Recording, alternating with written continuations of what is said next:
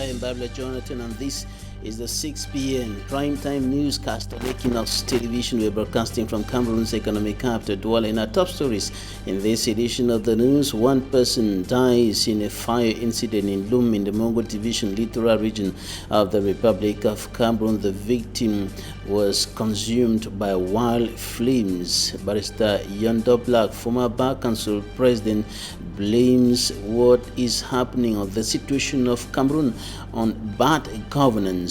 He was speaking to La Verite en Face on Equinoxe Television yesterday, and he said that Professor Maurice Kamto, president of the Cameroon Renaissance Movement, CRM political party, is even more preoccupied with the Anglophone crisis than President Paul Biya, elected by the people, who has the mandate of the people and the responsibility to protect the citizens.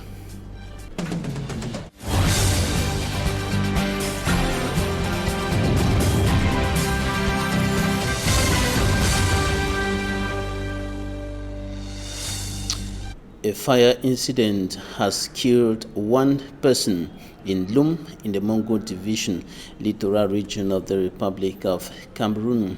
The dead victim is a trader at the Lum market, and the fire incident occurred earlier today in that market, leaving one person dead. The victim was burned to death. In other words, she was consumed by wild flames, and the fire incident is said to have been provoked by illegal sale of fuel in the Lum market by some traders, and wrong manipulation of fuel led to the fire incident, according to witness accounts. And an aged woman was consumed by flames in the house where the fire incident occurred. Another victim sustained third-degree injuries and is responding to treatment in the hospital. Barrister Yondo Black, former Bar Council president, says the bad governance of the Biya regime has made Cameroonians to be nostalgic of the Aïdjo regime. That is the time when the first president of Cameroon, Amadou Aïdjo, was in power. And speaking on La Verite en Face yesterday on Equinoxe Television, the legal mind said that Professor Maurice Kamto, national president of the Cameroon Renaissance Movement, is more preoccupied by the crisis in the northwest and southwest regions of the country than President Paul Biya, who has the people's mandate, who was elected by the people and has the responsibility to protect the citizens of the country. For me, Armstrong Sander has more. To former bâtonnier and politician Barrister Yondo Black, the solution to what he calls the problems of Cameroon will only come from an Anglophone, because Anglophones are groomed in liberalism as opposed to Francophones trained by the cane and the iron fist. With Cedric Noufeli, Babla Jonathan and Juval Fongwa on La Verite en Face, the legal mind compared the Aïdjo and the Biya regime to illustrate what he calls bad governance in Cameroon. Aïdjo a tué beaucoup de Camerounais. Mais n'empêche qu'aujourd'hui, le président Biya a réalisé l'espoir de faire regretter Aïdjo. Aïdjo killed many Cameroonians. He could not be compared to anybody. But today, President Paul Biya has made Cameroonians to be nostalgic about Aïdjo. Quand on était enfant, in our days in school, malaria treatment was given free every Friday. tous les vendredis, a lot of things were free. But today, services in Cameroon are not only expensive, but also of poor quality. le Camerounais recherche qu'il ait de l'eau à boire. Cameroonians are unable to have basic goods like water and electricity. The Douala-Yaoundé double carriage route is still unfinished after 10 years. With the Biya regime, when you are strong, you are sent far away. Whereas with the Aïdjo regime, the strong and productive people were brought closer. Le président Biya, quand tu es fort, il t'élimine. Tu es loin de lui, comme si tu étais son concurrent. The bâtonnier then used his experience to illustrate further. Moi-même qui vous parle, dans le prolongement du boulevard de la République. During the project to extend the boulevard de la République, I was deprived of 700 meters square of land. and 10 years after, I have not been paid my indemnities. Je vous dis que ça fait plus de 10 ans. La loi dit, quand il y a expropriation, on donne d'abord l'indemnité avant de... On the support to Professor Maurice Kamto, national president of the Cameroon Renaissance Movement political party, Batoni Yondo Black says Kamto is the symbol of true change in contemporary Cameroon. Le président Kamto a la chance pour l'heure. Look at the crowd he pulled in Paris. Do you know what it means to fill the Place de la République in France? You must be loved. Remember the crowd he pulled here at Deido when he came back from France. Do we have that crowd when President Biya is going out? When the CPDM paid people to stage a protest at the French embassy in Yaoundé? How many people answered present? He also believes that Maurice Kamto is illegally held under house arrest in Yaoundé. On dit tous les jours en France, Macron démission, Macron démission. Vous avez entendu un jour qu'on a arrêté quelqu'un pour ça? In France, protesters are asking for the resignation of Emmanuel Macron, but no one has been arrested or charged for insurrection. We had a similar march in the United States when Trump was elected. Why is Cameroon different? Oh, c'est lui qui provoque. The legal mind says Maurice Kamto is most preoccupied by the Anglophone crisis, most qualified to handle the crisis than President Paul Biya. The Anglophone crisis would not persist if the current regime really loved Anglophones, according to Barrister Yondo Black.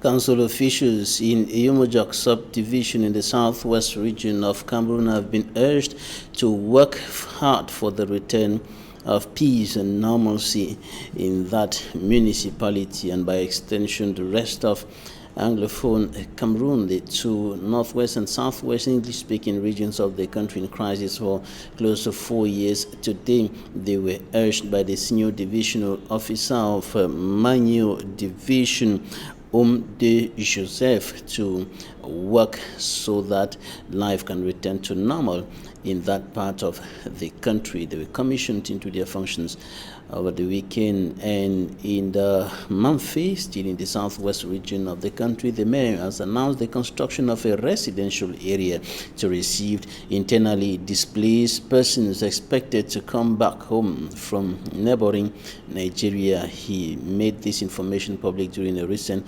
council session in Mamfe. Details with Manji Kangebre. It was a quiet Mamfe town that Equinoxe television crew met. The town, as well as other localities in the southwest and northwest region, have also witnessed the negative impact of the Anglophone crisis, with most of its inhabitants on the run. Hoping for better days ahead, Council is already preparing a structure that is expected to host over 200 internally displaced persons who are to return from neighboring Nigeria. The information was disclosed during a council session. The mayor, Robinson Tabenchong Ashu, said apart from hosting the IDPs, they will have food and medication allowances given to the internally displaced persons until they regain their homes. At Eyumojok, it was the new mayor, Ntufam Ayamba Jacques Aita, who was commissioned into office by Senior Divisional Officer of Manyu Division. We urge them to work together, to work hand in glove for peace to reign in the Eyumojok Council, to call upon the youth who are still hiding in the bushes to come back. Because the main assignment we have given to them during this installation, during the moment that we have been commissioned at the helm of this council, is to liaise with those young people to come back for peace to reign. And I dwell also on the fact that I want them to carry out efficiently their job, their duties on the field. The mayor, who doubles as chief of Eyumojok, says he is set to bring peace in Eyumojok. My role as mayor is to serve. My role as mayor is to empower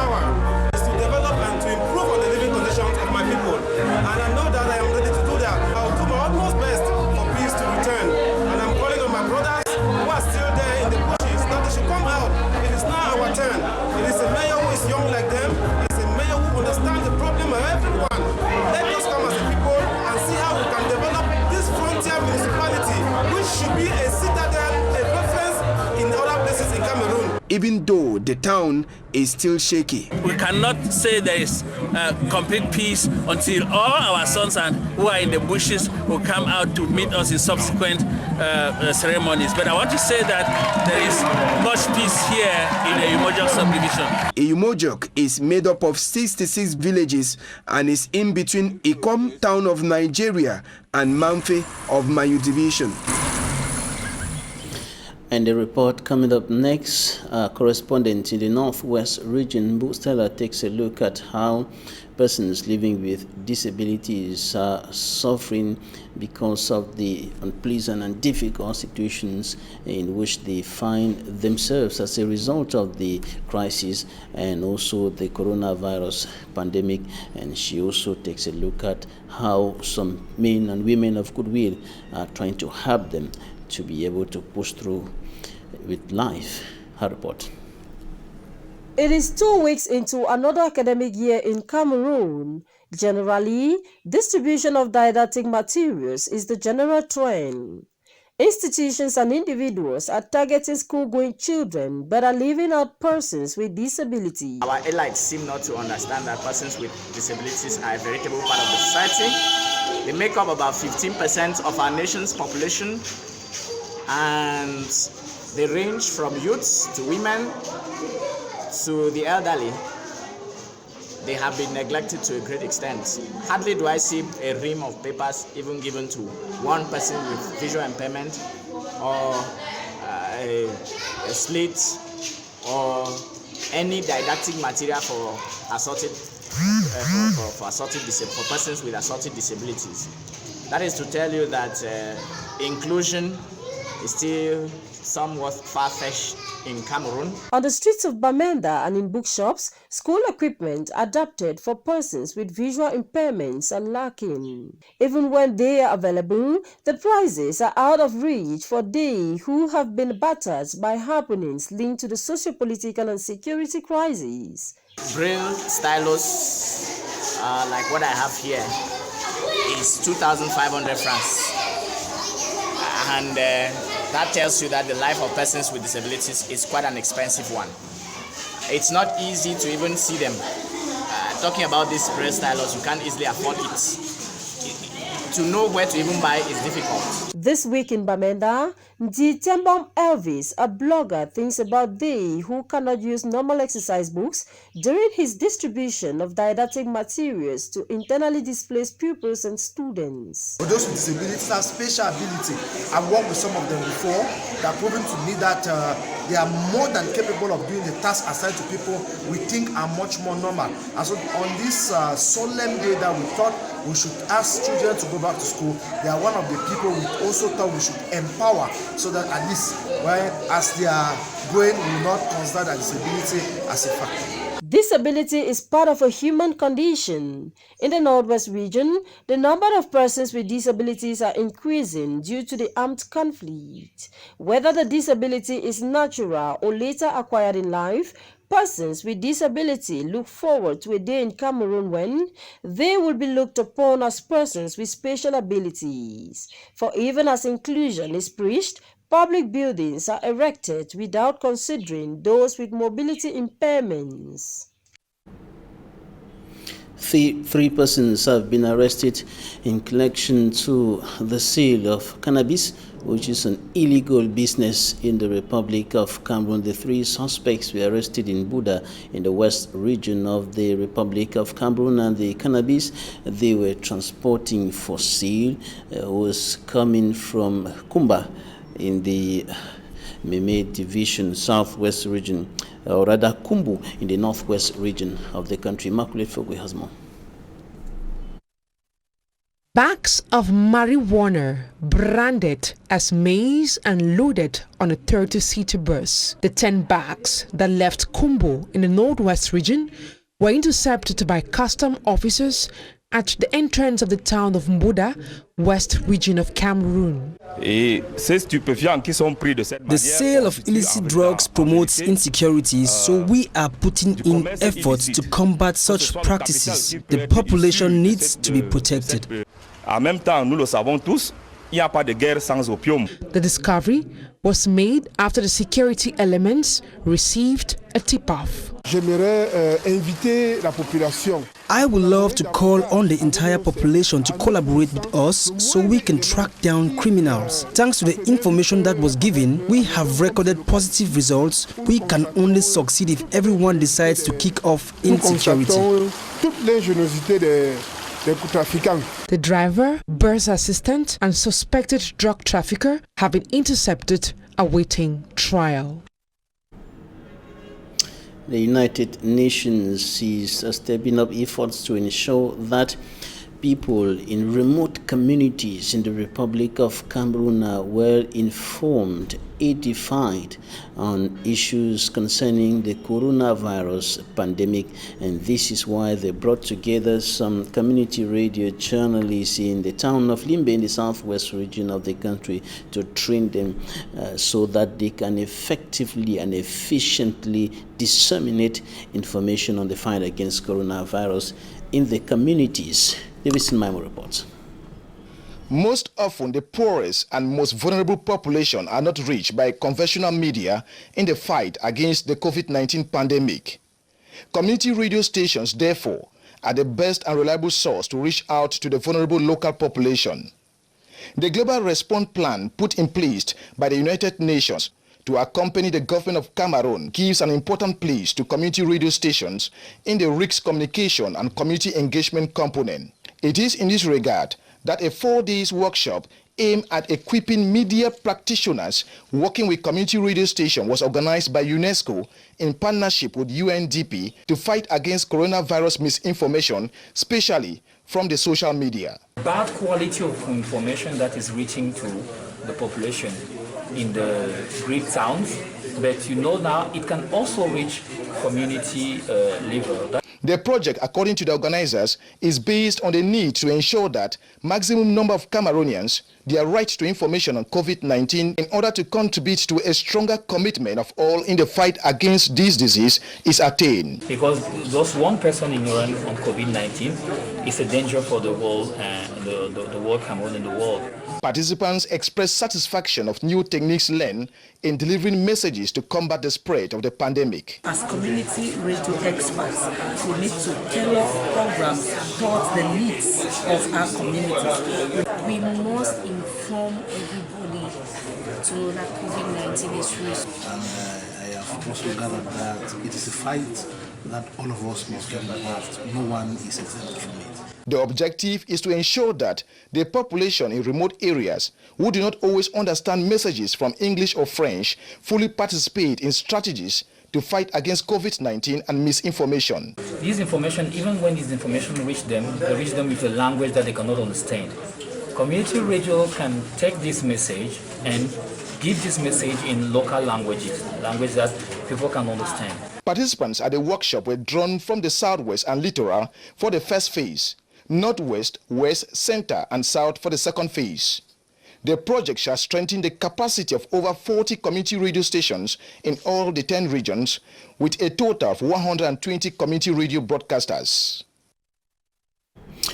And information streaming into our studios from our correspondent in the southwest region of the country, Derek Jato, indicates that victims of the 4-year-long armed conflict in the two English-speaking regions today, known as internally displaced persons, are facing rejection in their host communities. And this is why some journalists are being trained in the southwest region of the country in order to be able to work in hand in glove with some organizations that are trying to help these IDPs in order to disseminate information that will encourage the IDPs and also encourage the host communities to continue helping until things return to normalcy for them to return to their homes. Derek Jato has more.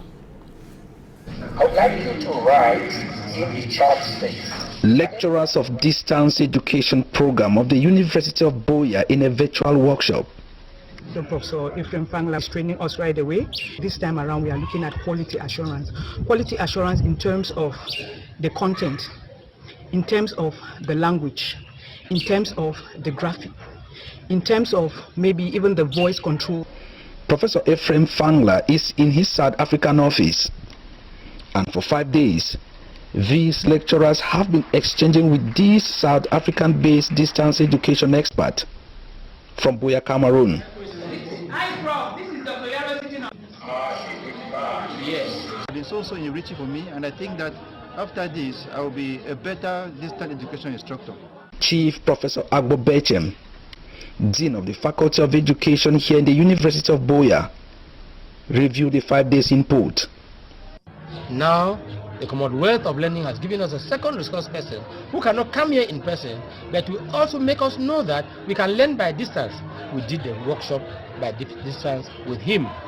For this past 5 days, we have tried to evaluate what we have been doing as distance learning for the past 12 years, since 2008, and see how we can moderate it and give quality assurance capacities to it, such that we can even see how to replicate what we have done so far. Closing the workshop, Professor Horace Ngomomanga, Vice Chancellor of the University of Buea, while congratulating the Faculty of Education for being so flexible to be able to change with the changing times by blending distance learning with technology, also called on the faculty to inject the pedagogic skills into lecturers of other faculties and schools of the University of Buea. The rest of us who don't belong to Faculty of Education are not trained teachers. So they are experts in education, and one of the challenges is how you transmit the skills you have to the learners. It's quite challenging, and these are the experts that study that area, come out with the challenges that those who are involved in this enterprise of knowledge transmission are involved, are the quality assurance norms that go with it. Certificates were awarded to these participants at the close of the workshop. The Rejato rather reporting there on e-learning in the University of Buea. Now we're taking you to Galim in the West region of the Republic of Cameroon. It is one of the localities along the border between the west and the northwest regions of the country, hosting many internally displaced persons who are struggling to make a living from help they are receiving from people in their host communities, and also petty businesses that they are carried on with. And of course, it is quite difficult for many of them to make a living after they escaped violence in their home villages, and came over to the west region of the country to start life from point zero. Details with Immaculate Fogwe. These internally displaced children residing in Galim in the Bambutus Division, West region of Cameroon, after having been forced out of their homes and deprived of education due to the over 3 years armed conflict, are determined to continue with their education. While children across the national territory effectively kick-started school on the 5th of October 2020, these children living in Bazaar are rather assisting in the construction of their classrooms. The internally displaced parents, their children, and the lone school administrator are putting their hands on deck in order to ensure that the teaching and learning process is effective.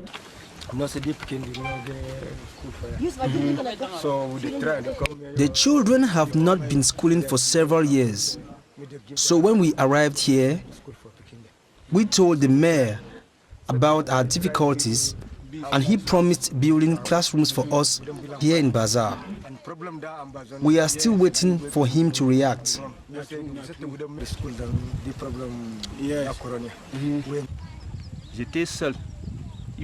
Classes have not yet begun. We are trying to clean the area in order to ease the learning and teaching process. I have taken pictures of the site and sent to my hierarchy. I am still expecting them to react.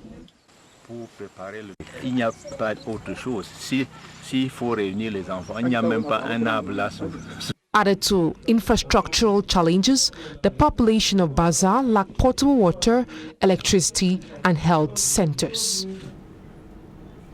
Up next, Davidson Maimo takes us to Ndame village in Limbetu subdivision. It is an important tourist attraction which has been abandoned by its inhabitants. The inhabitants of the area had to leave because of the difficulties that they were facing on a day-to-day basis. Davidson Maimo takes us to Ndame village, Limbetu subdivision, southwest region of Cameroon.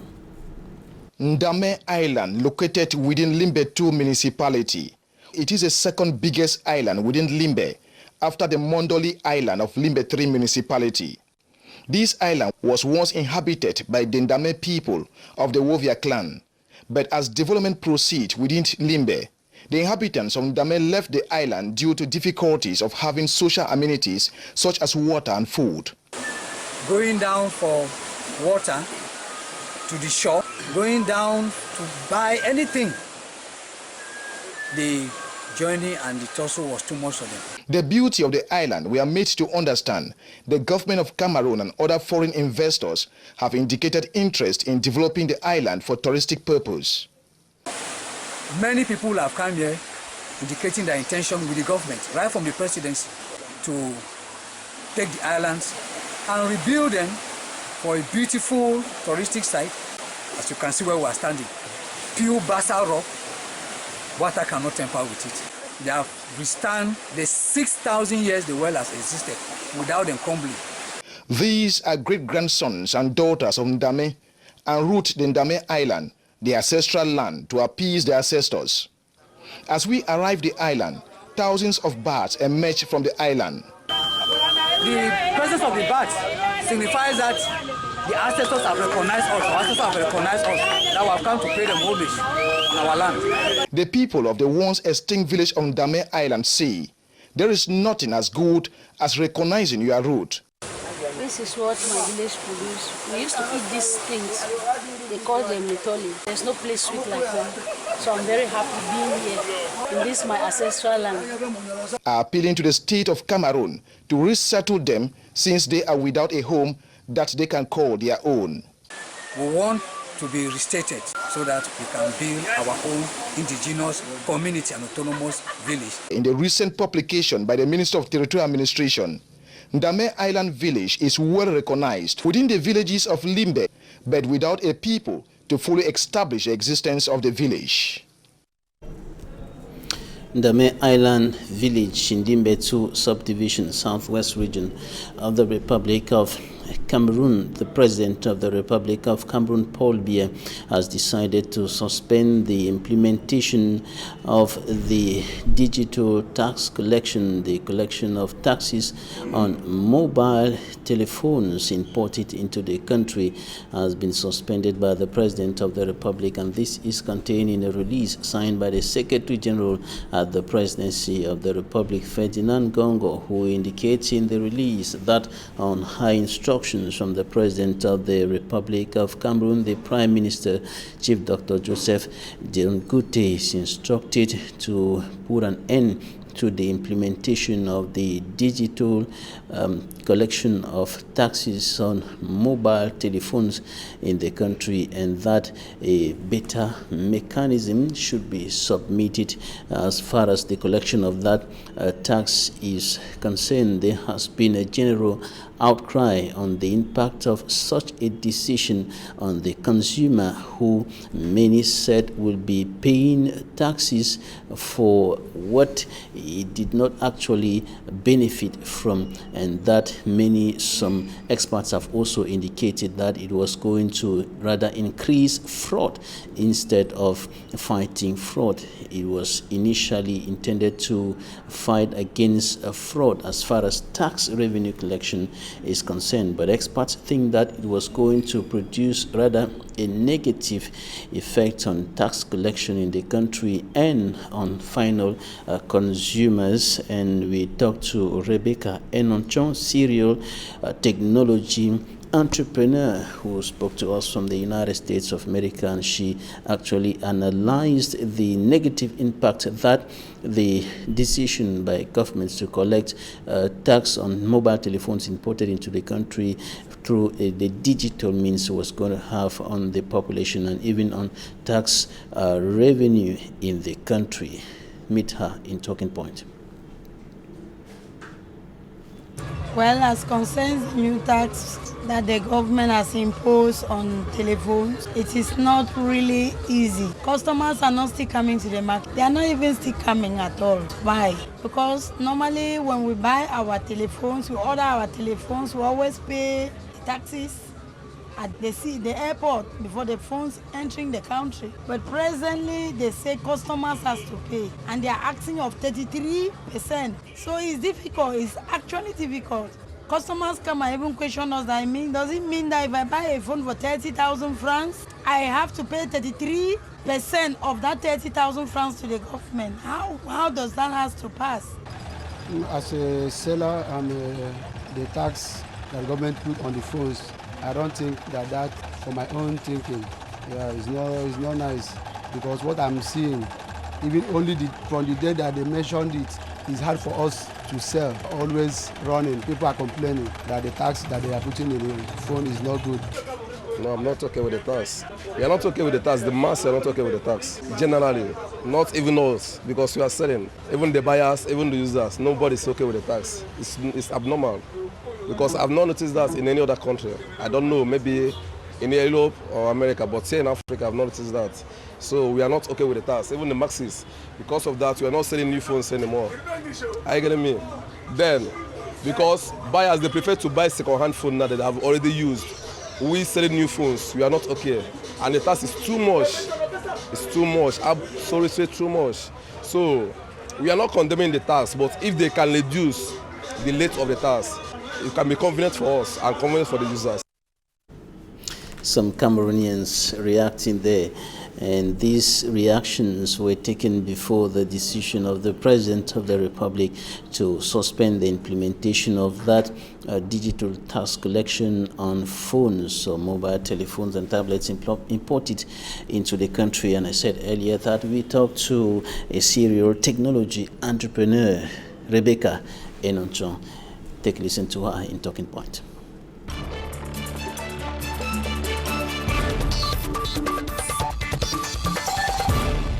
I first wanted to thank you for inviting me to contribute to this debate.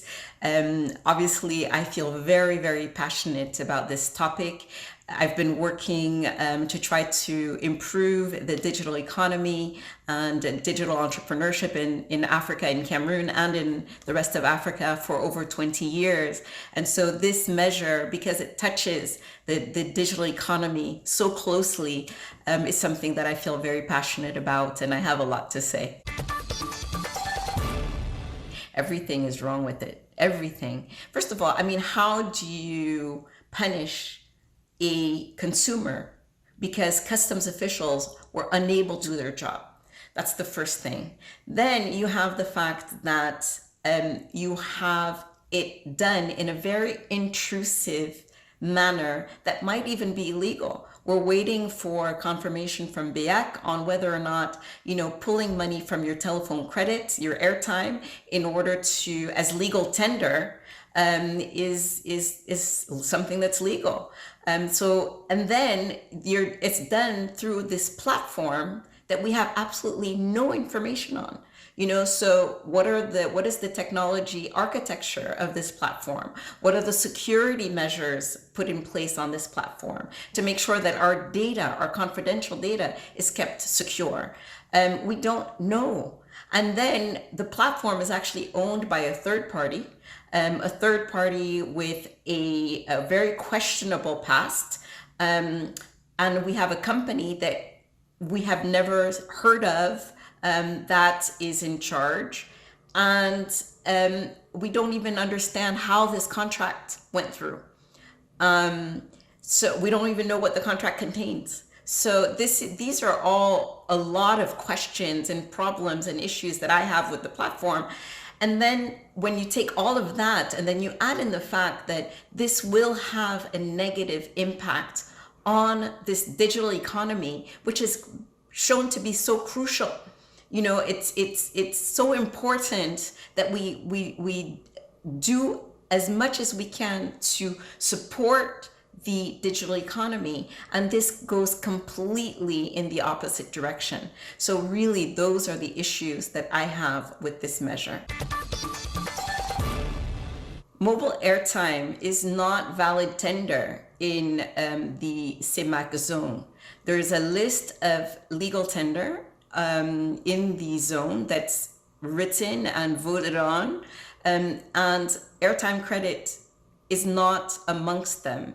And so it's a product. It's like you're going into a store and you're making a purchase, and then you leave with your purchase. The merchant retains the money. You're not going to go back to the merchant and say, okay, yeah, I gave you, this much money, but I haven't finished using up everything I bought. So can I use part of that money to make another payment? You can almost think of it as even your rent, right? So at the beginning of the month, you pay your rent, but you haven't used up all of the days of that rent. And imagine that Eneo decides that they're going to pull the amount of their bill from the equivalent of the amount that you have left in your month that you haven't used. It just doesn't make any sense. And there's another issue as well, is that if we're going to consider that airtime or the credit that you have on your phone is legal tender, then that means that all of the agreements that the telecommunication companies had to obtain in order to launch their mobile money products were for nothing. So why would they have to go through all the trouble of going and doing, obtaining all these agreements to do mobile money that were costly, if mobile money is the same as airtime credit? So I think that there are many issues around that, and I don't think that it's a legal measure.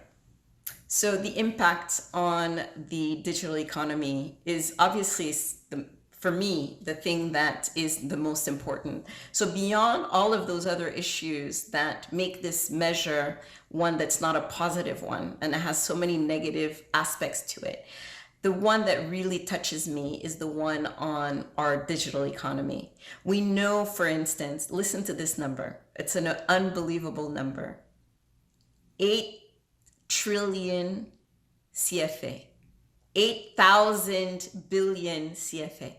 So that is the amount of contribution to taxes that the digital economy brought to Africa in 2017. It also contributed 3 million jobs just in mobile sector on the continent. Those figures really help to understand how impactful the digital economy can be on the continent and, of course, in Cameroon.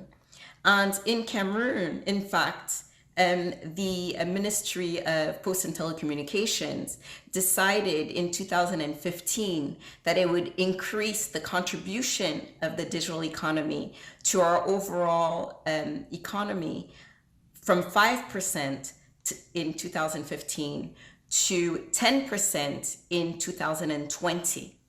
So that means that the value of those 10% of our GDP come to 2 trillion CFA francs.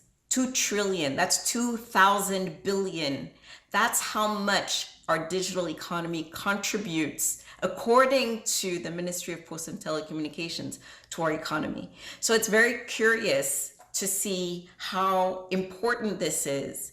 And we also know that the costs of investment from the state to the digital economy is very low. There's not much that they have to invest. It's done by private companies more so than the government. And so the return on investment is tremendous. And so we all must do things to support the digital economy, not to discourage it. And this measure, imagine that most of the users of technology, most of the people that will touch one way or another that digital economy, will touch it through a device, a phone. They won't touch it through a computer. And so the only access they have to this digital economy, and we're telling them that, hey, you know, through your phone, you can get health services. Through your phone, you can learn and you can get education services. Through your phone, you can engage in trade and get information. And so we're trying to encourage them to use the phone in a way that will also promote and support our digital economy while giving social benefits to the user. And then now with this measure, we're going to really change the relationship that people have with their devices, because now the phone becomes a collection agent for states. You know, most users in Cameroon put very little phone credits in their phones. We're talking about an average of about 500 francs a week. Out of that 500 francs a week, imagine picking up your phone and wondering if you have enough money to make a phone call, because you every day the system has come in and taken credit from your phone every single day. Just imagine psychologically the relationship that you now have with this very important device that we want everybody to use, because the more people use it, the more we grow as an economy. And so I really question whether or not people looked at this aspect when they were putting in this measure. And I'm really wondering if the amount that we're going to collect, additional collection for the custom duty, will balance out the loss in the economy that we will get. And I don't really believe that. Unfortunately, we don't have a lot of information on the architecture of this platform, its design, and all of those are important to understand whether or not our data is going to be secure, and whether or not it's overly intrusive to our privacy. So we do know, though, given the information that they have already given us, that there are some loopholes in the design of this platform. One of them is around the IMEI number. Remember that they've told us that they're going to calculate the amount of custom duty that's owed by looking at the model of the phone, right? So what type of phone it is, and they identify the model through what's called an IMEI number. So it's a unique identifier for a phone. Unfortunately, our Chinese friends that want to make very, very, very cheap phones often use a single IMEI number for a whole range, a whole series of phones. And so it's not a phone equal one IMEI. So you may have 1,000 phones that have the same IMEI number. And the other issue is around multiple dual SIM card phones. So many of those dual SIM cards also have 2 IMEI numbers. And so does this mean that you'll be billed twice? So you have one that, you know, with a SIM card from one telco, and then the second one with a SIM card from another operator. And so which one of those two will be the one to do the billing? It doesn't seem very clear how they intend to do this, make that distinction. But what they have used, and Mr. Zambo, who is behind this platform and the owner of this platform, has explained that they're going to use triangulation. Well, triangulation is a very technical term. It just means that what you're doing is you're trying to find the location of a phone, and you're going to find the location of that phone by using 3 of the towers that it connected to, and then you know that it's in the middle of those towers, so that you can really find a phone or find an individual that you're looking for.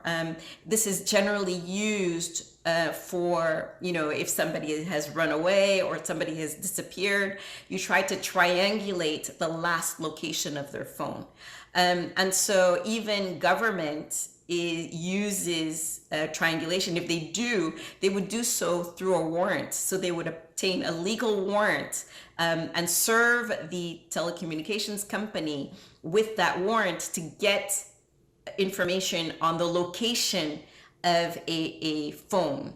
And so it really bothers me that they're saying that this is the method, triangulation, that they're going to use in order to figure out if you have a double SIM card or if your phone has is a part of a series using the same IMEI number.